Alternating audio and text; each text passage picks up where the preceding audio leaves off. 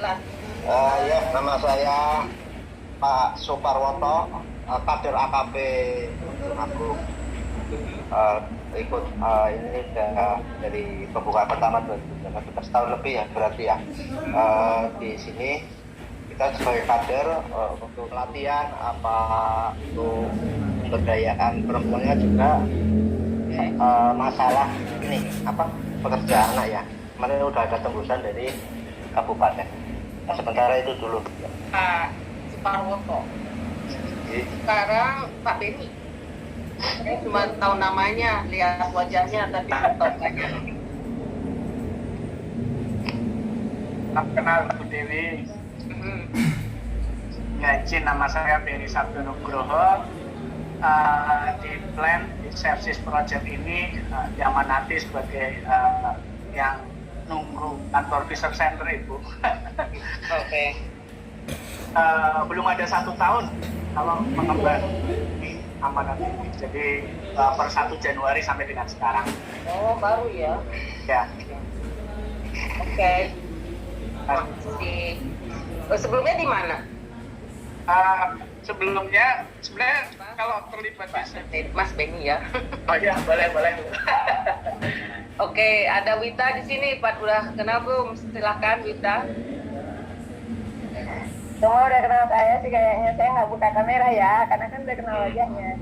Oke, ya udah. Jadi Wita di sini hanya ini aja, mengamati, ikut nanti notulen gitu. Berarti tinggal satu lagi. Saya dari Rapid Asia.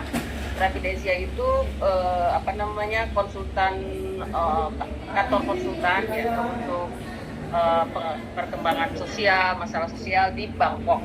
Base-nya di Bangkok. Dan saya khususnya saya terkait dengan spesialisasinya dengan human right dan gender, HAM dan gender. Saya orang Banten, tapi sudah lama di sini di Bangkok. Dan saya pernah melakukan studi yang sama di Filipina. Jadi dari berdasarkan itu kita sekarang melakukan studi yang sama, mirip di Indonesia untuk proyek safety juga dari PLAN. Jadi itu. Nah kalau mungkin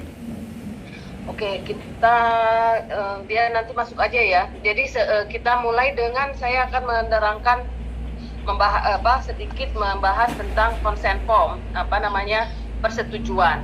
Jadi mungkin sudah tahu ya kemarin tentang program ini, tentang program penelitian ini, tapi saya singkat saja. Jadi seperti tadi saya bilang, kegiatan ini adalah untuk asesmen dampak gender dari eksploitasi dan perdagangan orang di industri perikanan di Indonesia, dan juga melihat tentang peran perempuan dalam ikut menanggulangi dampak dari eksploitasi dan perdagangan orang. Jadi itu intinya, jadi untuk mempelajari dampak gender. Nah, dan dilakukan di Tegal dan di Bitung, maksudnya Tegal area ya.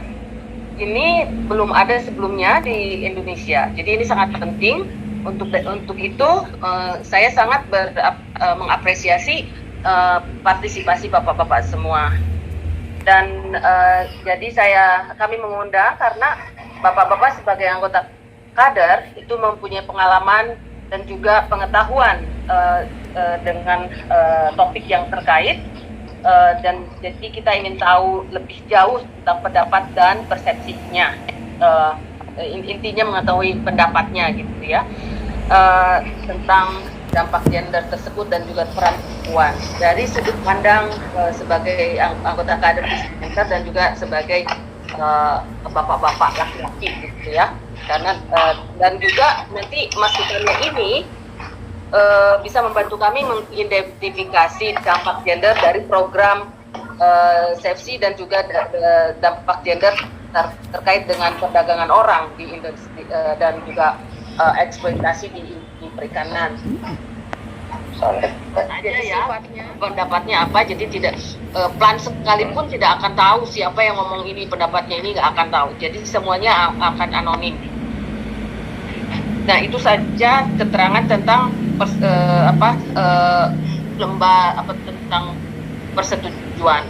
Kira-kira ada pertanyaan tidak? Ya. Jadi kalau semisal dari plannya kan baru udah kenal nih, udah lama. Jadi lebih dikenalkan lagi tujuan dan maksud. Ya. Kalau semisal masih Tentang kesadaran dan pemahaman tentang perdagangan orang dan dampak perdagangan orang ini terhadap perempuan. Kira-kira siapa yang ingin apa yang diketahui oleh bapak-bapak, ibu-ibu, bapak-bapak. di sini kebanyakan kan untuk anak-anak ya, belum kayaknya di sini kalau aturan kerja kan punya KTP paling enggaknya ya, paling KTP. Nah, di sini kan banyak yang nggak mempunyai KTP.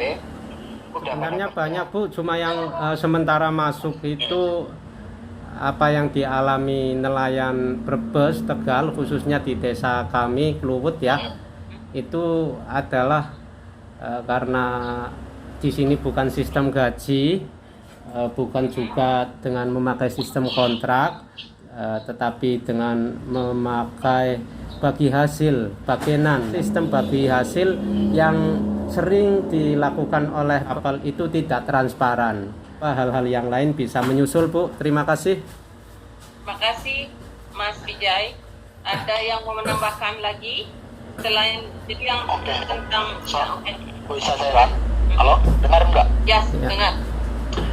Mungkin kalau untuk istilah perdagangan manusia atau gitu, kalau untuk di wilayah saya sendiri atau lingkungan saya sendiri, kebanyakan pelaut migran juga memang nggak tahu tentang itu.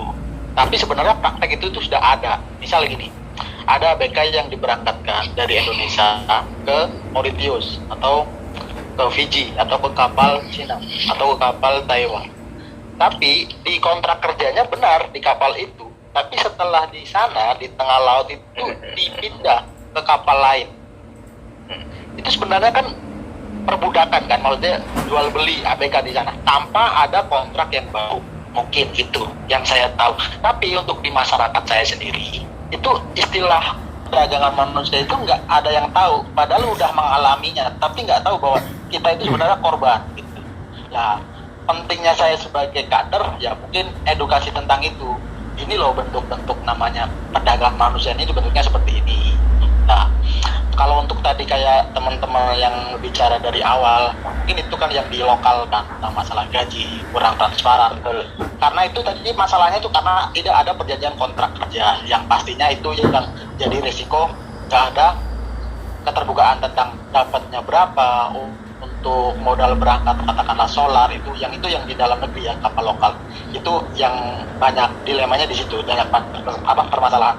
Tapi kalau untuk yang kapal-kapal luar negeri ya itu patokannya kalau ada PKL yaitu faktanya di lapangan walaupun PKL-nya katakanlah namanya satu contoh kapal Cina Fu Yuan Yu, dia di kontraknya Fu Yuan Yu tapi setelah dia berangkat ke sana dia nggak berangkat di kapal itu ya, tapi dibidangkan ke kapal katakanlah Hanrong atau Liodong Yu ya. Jadinya itulah yang saya alami itu sebenarnya yang jadi perbudakan perdagangan manusia itu yaitu tentang itu. Tapi di masyarakat itu nggak tahu, nggak paham tentang itu.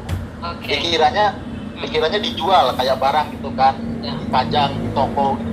Sebenarnya nggak seperti itu. Itu sih dari saya. Mungkin terima kasih. Terima kasih ya Pandi.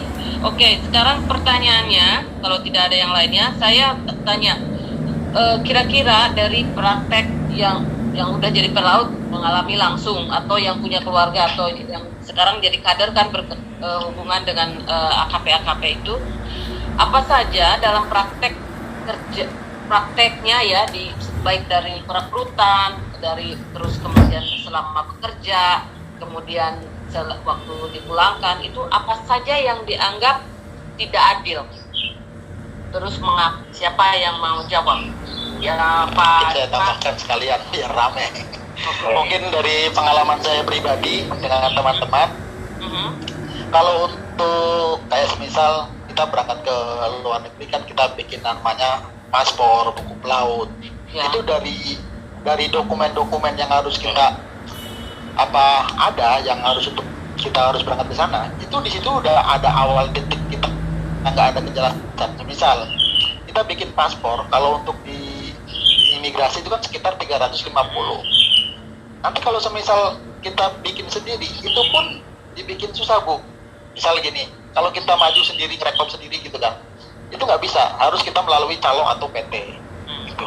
Untuk contoh, saya pernah mengalami sendiri, saya ada surat rekomendasi dari PT, ya kan, bawa surat rekomendasi dari PT yang berizin. Tapi nyatanya kalau setelah nyampe di imigrasi, itu pun ditolak, Bu, karena yang bawa bukan orang PT. Oke, ya. Makasih. Itu salah satu Bu, dari itu mulai dari rekrutmen. Kemudian ada yang mau itu semua setuju ya, atau mungkin ada yang nggak setuju. Kemudian bagaimana dengan tadi gaji sudah disinggung ya, yang tidak transparan. Kemudian soal jam kerja dan jenis pekerjaannya itu, apakah misalnya beresikonya bagaimana? Nah, siapa yang sering terjadi itu apa saja?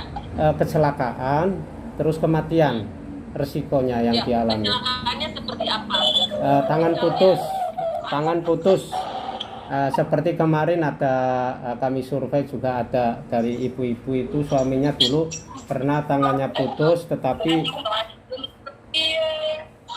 ya lanjut ini sebentar lagi waktu mau menambahkan sebentar. Bentar, Pak Wijay, ada lagi yang lainnya kecelakaannya misalnya tangannya putus. Tangan apa putus lagi? sudah ada, terus mati di laut. Apakah sakit atau apa? Sakit mendadak banyak sekali. Ada yang hilang sampai sekarang, kecelakaan di laut, nyemplung di laut, ada yang kena mesin, ada yang juga sakit karena mungkin medan kerjanya itu terlalu berat ya. Orang yang fisiknya lemah mungkin akan mengalami hal-hal yang mungkin tidak dikehendaki. Itu aja, Bu. Oke, terima kasih. Nah, silakan Eko. Ya, untuk kecelakaan kerja di wilayah Keramat itu pernah ada pengalaman, ya saya nggak bisa nyebut nama, kasihan lah. Seperti jatuh di laut karena ya kemarin sekitaran 6 bulan yang lalu lah. Jatuh, nggak ketemu. Terus kita bantu sampai ada itu. Ya, untuk di Desa Kluwut mereka ikut berperan, tapi ada juga yang mungkin awam sekali dengan dunia pernelayanan, jadi pasrah bongkokan, artinya wis apa ujare terserah suaminya. Tapi tidak sedikit perempuan atau ibu-ibu awak perikanan ini juga punya andil besar ketika suaminya akan melaut. Contoh konkretnya adalah ketika istrinya memutuskan atau memberi saran kepada suaminya jangan ikut kapal di Tegal karena kejauhan, mending ikut di kapal Kluwut aja yang satu kampung, karena kalau ada apa-apanya di situ ada tetangga, saudara, atau mungkin orang-orang yang dikenal. Itu salah satu contoh kecil. Ya, Ibu, lanjut. Terima kasih. Ya, terima kasih. Ada yang mau nambahkan? Silakan. Tadi yang seperti Mas Wijay katakan itu kalau dianggarkan di desa kan itu lebih bagus. Iya, oke Mas Wijay. Ya. Kalau kader AKP itu bisa mendapat anggaran dari desa itu bagus. Nanti bagaimana caranya agar bisa diikutkan di dana desa anggarannya. Dan itu dapat nilai plus ya. Iya. Oke Mas Wijay. Iya. Bagus itu sarannya. Oke, terima kasih. Terima kasih. Sudah kami coba dalam musyawarah desa, tetapi belum ada. Ya. Ya, oke. Makasih semuanya. Maaf kalau banyak gangguan, dan nanti kalau masih ada yang kurang, yaitu nanti bisa kirim ke Pak Beni, kirim lewat WhatsApp ya. Nanti saya bisa masukkan dalam laporan. Gitu aja. Terima kasih banyak atas partisipasinya. Selamat siang. Selamat